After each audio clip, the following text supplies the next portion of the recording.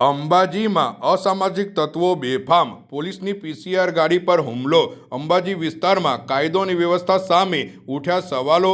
Number plate વગરના શખ્સોએ ધોકા અને પથ્થરોથી કર્યો હુમલો।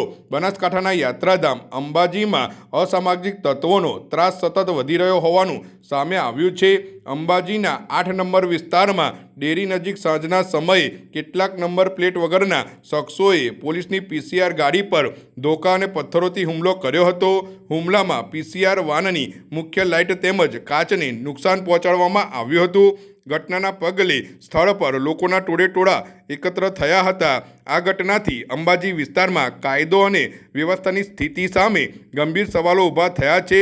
જો કે પોલીસ દ્વારા હજુ સુધી હુમલો કરનાર અસામાજિક તત્વોની ધરપકડ કરવામાં આવી નથી। અંબાજીમાં પોલીસની પીસીઆર ગાડી પર હુમલો, નંબર પ્લેટ વગરના શખ્સોએ ધોકા અને પથ્થરોથી કર્યો હુમલો। પીસીઆર વાનની લાઇટ અને કાચ તોડાયા, કાયદો વ્યવસ્થા સામે સવાલો।